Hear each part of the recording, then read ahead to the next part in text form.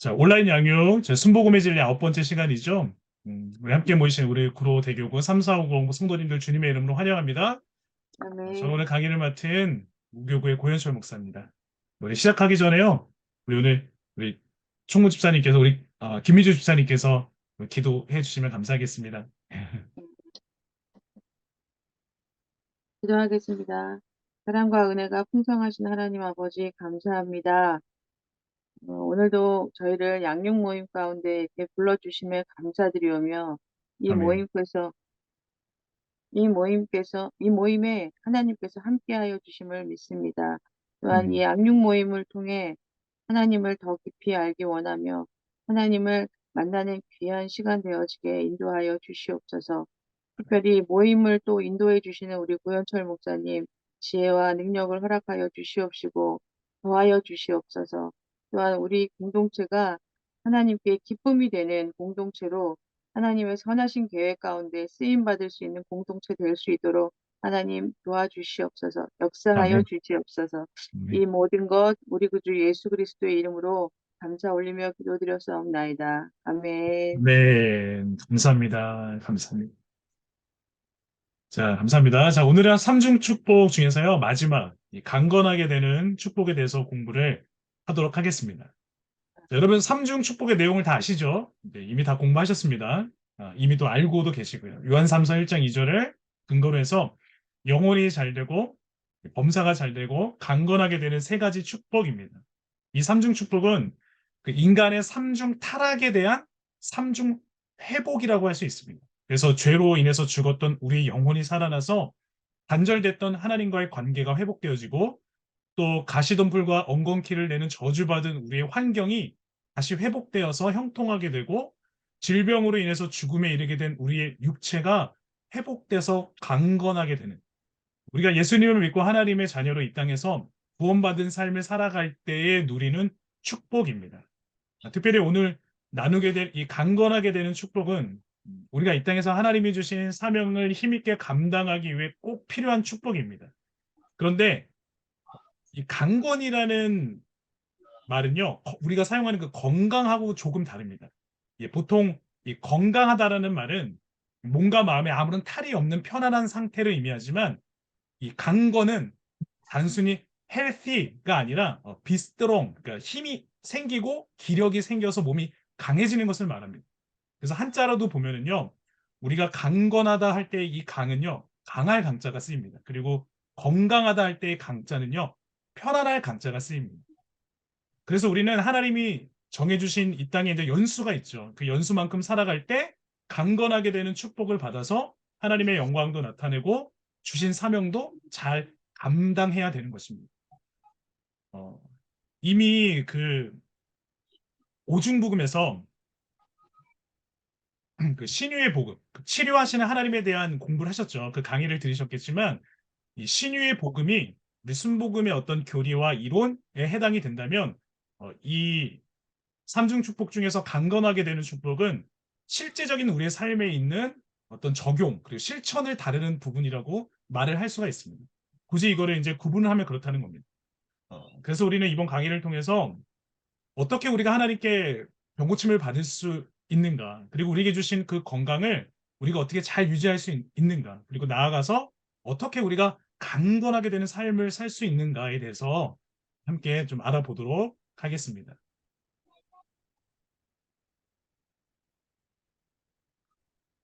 자, 먼저 병고침을 받는 길입니다. 여러분, 우리 하나님은요, 우리의 아픈 몸을요, 회복하고 또 우리의 병든 몸을 고치기 원하십니다. 우리가 건강한 삶을 사는 것, 그것은 우리를 향한 하나님의 뜻입니다. 그런데 그것이 아무리 하나님의 뜻일지라도 그것을 받아들이는 우리의 마음과 믿음의 결단과 행동이 뒤따르지 않으면 아무런 소용이 없습니다. 그래서 신유의 축복을 받아들이는 우리의 태도와 마음의 자세가 굉장히 중요한데 병고침을 받기 위해서 우리가 어떤 자세를 가져야 하는지에 대해서 알아보겠습니다. 병고침을 받는 길, 신유의 축복을 받는 방법입니다. 첫째, 건강을 열망하라. 이 병고침도요, 그 다른 복과 마찬가지로 이 열망, 말 그대로 함께 소원하는 마음이 있는 사람에게 다가옵니다. 왜냐하면 하나님은 우리 마음의 소원을 통해서 일하시거든요. 그 빌립보서 2장 13절 말씀이 있죠. 너희 안에서 행하시는 이는 하나님이시니 자기의 기쁘신 뜻을 위하여 너희에게 소원을 두고 행하게 하시나니. 그래서 우리가 이 병고침을 받기 위해서는 선택을 해야 됩니다. 어떤 선택이냐? 우리 마음에 낳고자 하는 간절한 소원을 품기를 결단하는 선택입니다. 내가 죽겠다고 하는 소원을 품으면 죽는 것이고요. 내가 살겠다고 하는 소원을 품으면 사는 겁니다. 병원에서 여러분, 이 의사들이 환자들, 특히 암 환자들을 치료할 때요, 가장 먼저 하는 얘기가 뭔지 아십니까? 환자에게 이제 긍정적인 마음을 가지라고 합니다. 그러니까 암이어도 나을 수 있고 이전보다 더 건강해질 수 있다는 기대와 희망을 갖고 그 항암과 치료에 임하라고 말합니다. 실제로 환자가 이 암이라는 것 때문에 마음이 막 눌려 있으면요, 될 치료도 안 된다고 합니다. 반대로 같은 조건을 놓고 봤을 때 낫기를 간절히 바라는 기대와 희망을 가진 환자는 항암을 하면 훨씬 더 좋은 결과가 나온다고 합니다. 사실 우리는 정말 아픈 것, 실제로 아픈 것보다 그것에 대한 어떤 불안감과 절망감 때문에 질병에서 벗어나지 못하는 경우가 많습니다. 그래서 병고침을 받기를 원한다면 먼저 강건하기를 열렬히 사모하고 병 낫기를 간절히 기대하는 마음을 가져야 한다는 것입니다. 불타는 소원, 건강을 갈망하는 마음이 없이는 병고침이 일어나지 않는다. 그래서 강건해질 수 있다고 하는 긍정적인 마음을 가지고 건강을 열망해라. 이것이 신유의 축복을 받는 첫 번째 비결이라는 말씀을 드립니다. 자, 다음 두 번째는요. 죄를 회개하라입니다. 죄를 회개하라.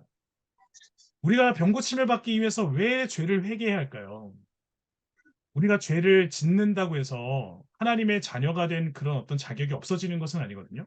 우리가 죄 짓는다 그래서 천국에 못 들어가는 건 아닙니다.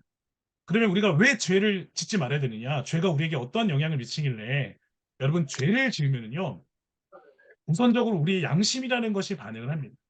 그래서 죄책감이 느껴지죠. 죄책감. 그래서 그 불안감이요 우리를 쇠약해지게 만드는 겁니다. 건강해지게 하지 못합니다.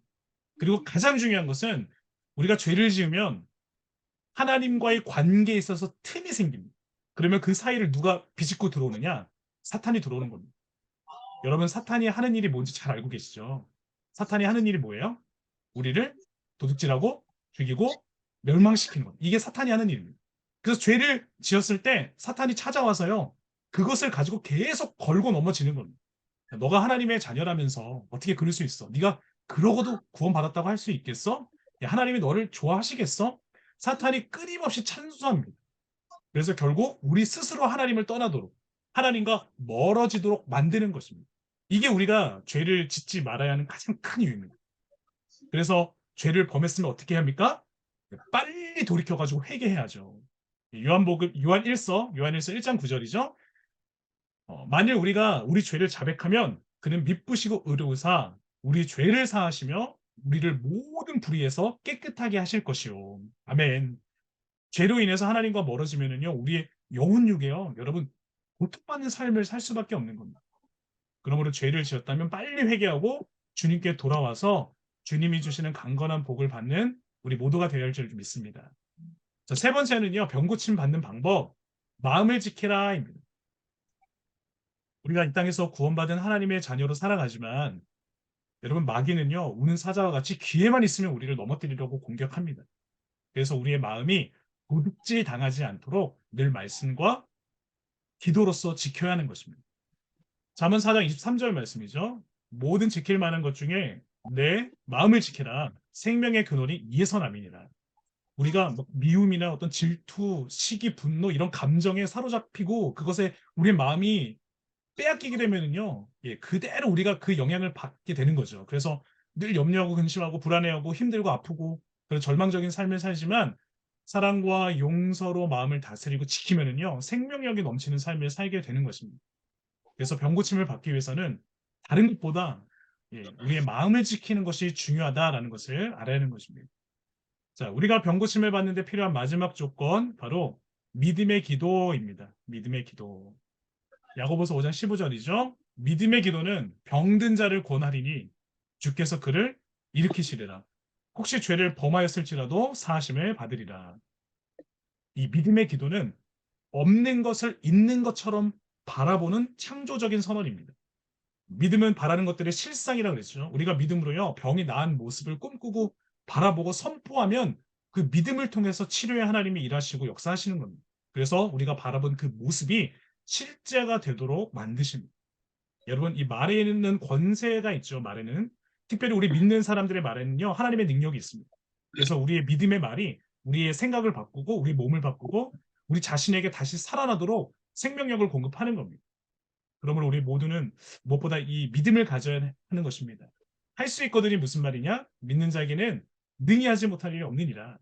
병고침을 받기 위해서 믿음을 가지고 전진해 나가는 우리 모두가 되기를 바랍니다. 할렐루야. 자, 다음은요. 건강을 유지하는 기회입니다. 건강을 유지하는 기회. 우리가 이렇게 질병으로부터 병고침을 받는 것 중요하죠. 그것도 중요한데요. 또 중요한 게 있어요. 뭐냐면 질병에 걸리지 않도록 현재의 건강을 잘 관리하고 유지하는 겁니다. 그래서 건강을 유지하기 위해서 우리가 해야 할 일들을 어떤 성경적인 관점에서 한번 살펴보도록 하겠습니다. 먼저 우리가 건강을 유지하기 위해서는 죄를 짓지 않아야 합니다. 아까 죄를 짓는 것은 마귀에게 뭐를 주는 거라고 했어요? 기회를 주는 거라고 했어요. 죄의 문제를 가지고 우리를 계속해서 괴롭혀서 우리를 시험에 들게 하고 결과적으로 우리 육신이 병들게 하기 때문에 우리가 죄를 짓지 않아야 하고 혹시라도 죄를 지었다면 다시 빨리 회개해서 주님 앞께로 돌아와야 하는 것입니다. 건강을 잘 유지하기 위해서는요, 두 번째로 스트레스를 해소해야 돼요. 스트레스. 자, 스트레스를 해소해야 한다. 현대인들의 질병의 원인이 이 스트레스에 있다 그러죠. 우리 이 사회가 막 산업화되고 도시화되고 조직화되고 경쟁화되면서 사람들이 스트레스에 시달립니다. 그리고 이 스트레스 때문에요, 사람들의 몸과 마음에 병이 생깁니다. 저희 집에를 보니까요, 저희 가족들도 이렇게 스트레스를 받는다 그러더라고요. 저희 어린 쌍둥이 막내들은요, 엄마 아빠가 갖고 싶은 그런 장난감을 사주질 않아서 스트레스를 받는다 그래요. 어린애들이. 그리고 사춘기 중학교 2학년 제 첫째 딸은요, 잔소리하는 아빠가 스트레스라고 그렇게 얘기하고요. 제 아내는 육아에 살림에 또 직장 일까지 그 모든 일에 스트레스를 받는다고 말합니다. 그러니까 오늘날에는요, 어린 아이에서부터 어른에 이르기까지 정말 모든 사람들이 이 스트레스를 경험하고 있습니다. 그래서 우리가 건강을 유지하기 위해서는 이 스트레스를 잘 관리하고 해소할 필요가 있는데 어떻게 우리가 이 피할 수 없는 스트레스를 이기고 인생을 행복하게 살 수 있을까? 먼저 우리가 우리 인생의 원리를 정확히 알아야 합니다. 우리 인생에 있어서 가장 중요한 질문인 나는 어디서 와서 무엇 때문에 살며 어디로 가는가? 그거에 대한 확실한 답을 가지고 있으면요, 우리는 스트레스를 쉽게 이길 수 있습니다. 이것에 대한 답을 모르는 사람들이 이 세상이 영원할 줄 알고 세상의 부귀와 영화, 권세, 돈에 집착하고 막 그거에 매여서 스트레스 받으면서 사는 겁니다.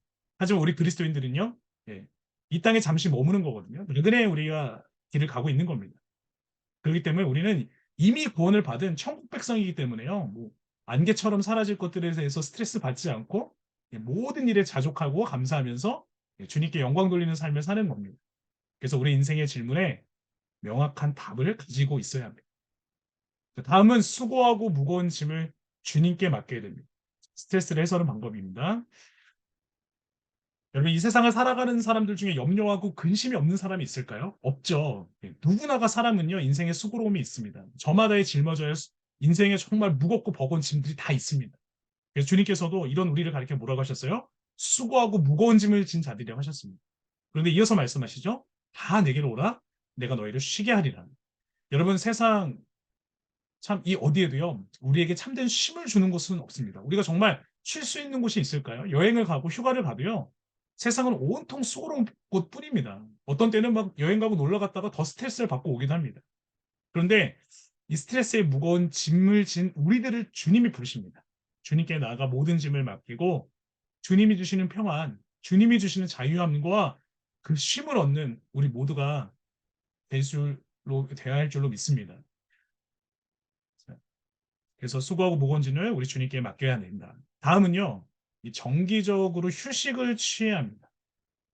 사람은 365일 동안 일하도록 만들어지지 않았거든요. 하나님께서도 엿새 동안 일하고 일회째에 휴식을 하라고 말씀하셨습니다. 우리는 정기적인 휴식을 통해서요, 몸과 마음의 피로를 없애줘야 그래, 우리가 스트레스를 피할 수 있는 겁니다. 다음으로는 내적인 힘을 길러야 됩니다. 내적인 힘이 중요한 이유는요, 바로 이 외적인 압박에 의해서 무너지지 않기 위해서인데, 우리는 무엇을 통해서 이 내적인 힘을 얻을 수 있느냐? 보통은요, 사람들이 운동 같은 것을 통해서 내적인 힘을 키웁니다. 몸과 마음은 하나이기 때문에 운동을 통해서 심신을 단련하는 것이죠. 또, 우리는요, 가족이나 친구, 이웃들과의 어떤 따뜻한 그 사랑의 관계 속에서 내적인 힘을 또 얻을 수 있습니다. 사랑하는 사람이 있는 것만큼 위로가 되고 힘이 되는 것이 없죠. 그런데 우리가 내적인 힘을 얻으려면 무엇보다도 성령님의 도우심을 받아야 됩니다. 우리가 성령의 능력을 힘입으면 어떤 일에도 무너지지 않고 승리할 수 있습니다. 여러분, 내적인 힘을 키우십시오. 이렇게 해서 스트레스를 이길 수 있는 네 가지 방법을 좀 살펴봤고요. 다음으로 이제 건강을 유지하는 길 세 번째입니다. 세 번째는 성령 충만입니다. 성령 충만. 여러분, 우리가 아무리 좋은 음식을 먹고 뭐 운동을 하고 휴식을 하고 병원에서 치료를 잘 받는다고 해도요. 마음에 이 평안이라는 것이 없으면 건강을 유지할 수 없습니다. 그런데 우리를 도와주시기 위해서 항상 곁에 계시는 그 무한한 위로로 우리에게 평안을 주시는 분이 있습니다. 바로 성령님입니다. 성령님과 동행하고 교제하면요. 우리에게 맺혀지는 열매가 있죠. 성령 열매 다 아시죠? 사랑과 희락과 화평과 오래 참음과 자비와 양성과 충성과 온유와 절제. 성령 충만하면요, 성령의 열매로 인해서 우리의 마음이 건강해지고요. 예, 그 건강을 유지하는 삶을 살아갈 수 있습니다. 자, 이렇게 해서 건강을 잘 관리하고 유지하는 길에 대해서 이렇게 좀 살펴봤고요. 자, 다음은요, 좀 특별한 주제를 다뤄보도록 하겠습니다.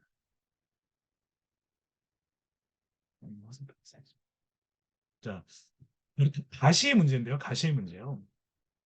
음, 자, 여러분, 우리는요, 예수님을 구주로 믿고 날마다 성령 충만한 가운데 살고 있죠. 자, 그런데 그럼에도 불구하고요, 우리 삶에 여전히 아픔이 있습니다. 그리고 질병들이 다가오는 것을 보면서 당황할 때가 있습니다. 하나님 앞에 간절히 부르짖어 기도했는데도 질병이 떠나가지 않고 내 가족이, 내 자녀가 고통 가운데 있는 것을 볼 때 여러분 어떤 생각이 드십니까? 내 믿음이 약한 걸까? 내 기도가 부족해서인가? 하나님 과연 이 모든 상황을 알고는 계시는 건가? 어, 사도 바울이 하나님 앞에 받았던 은혜와 가시에 대해서 한번 살펴봄으로써 이와 같은 문제에 대한 답을 찾아보도록 하겠습니다. 먼저 하나님께서 우리에게 가시를 허용하시는 이유입니다. 하나님은 왜 우리에게 가시를 주시는가? 여러분 사도 바울을 볼 때요. 사도 바울은요. 자고할 만한 많은 조건을 갖춘 사람이었습니다. 로마의 어떤 법률, 그리고 헬라의 철학, 그리고 유대의 그 종교, 그것을 완전 통달했고요. 영적으로도 하나님의 그 신비와 영광을 체험한 사람이었습니다. 바울은 이렇게 특별한 사람이었기 때문에 하나님은 그가 자만해지지 않게 하시려고 그에게 육체의 가시, 곧 사탄의 사자를 주셨습니다. 바울이 믿음이 식어지면 가시가 그를 괴롭혔기 때문에 바울은 끊임없이 하나님 앞에 은혜와 능력을 구했습니다. 자, 오늘날 우리도요, 정도의 차이는 있지만 모두가 다 가시를 가지고 있습니다. 가시가 없는 사람은 없습니다. 바로 하나님께서 우리가 하나님만을 의지하게 하시고 우리의 어떤 삶의 믿음이 게을러지지 않고 교만해지지 않도록 우리 가운데에 가시를 허락하신 것입니다. 자, 그러면 가시의 종류에는 어떤 것들이 있는가? 사도 바울은요, 이 가시를요, 다섯 가지로 말했거든요. 그 다섯 가지 가시가 무엇인지 한번 가시의 종류를 보겠습니다. 자, 고린도후서 12장 10절의 말씀이에요. 그러므로 내가 그리스도를 위하여 약한 것들과 능욕과 궁핍과 박해와 공고를 기뻐하노니 이는 내가 약한 그때의 강함이라. 자, 화약의 가시. 화약의 가시는요, 약한 겁니다. 육체적으로, 정신적으로 튼튼하지 못하고 허약한 상태를 말합니다. 능력의 가시는요, 사람들로부터 이제 업신여김을 당하는 거죠. 욕보임을 당하는 것을 말합니다. 궁핍의 가시는 이제 공공하고 가난한 것을 말합니다. 핍박의 가시는요, 이제 어떤 괴롭힘을 당하는 겁니다. 사회적으로, 환경적으로 이제 괴롭힘을 당하는 것을 말합니다. 곤란의 가시는 이제 일이 될 듯 안 될 듯, 이제 여러 가지로 좀 이제 좀 곤란하게 좀 어려워지고 틀어져 버리는 것을 말합니다. 자, 그러면 이러한 가시가 우리에게 주는 유익이 무엇일까요? 가시의 유익에 대해서 살펴보겠습니다. 먼저 가시는요, 우리 자신을 깨워지게 합니다. 그래서 우리 인간의 교만과 오만을 들춰내고요.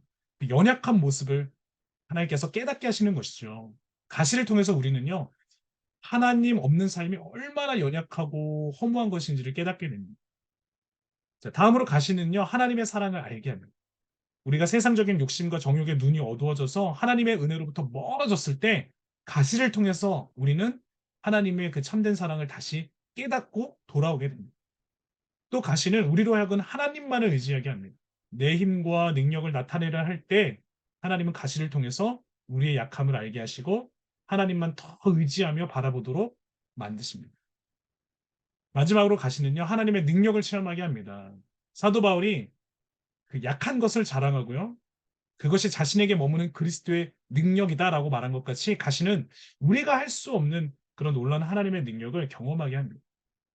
이렇게 네 가지 가시가 우리에게 주는 유익까지 알아봤는데 여러분 모두 하나님이 허락하신 삶의 그 가시를 통해서 더 크고 위대한 주님의 일꾼으로 쓰임 받으실 수 있기를 축복합니다.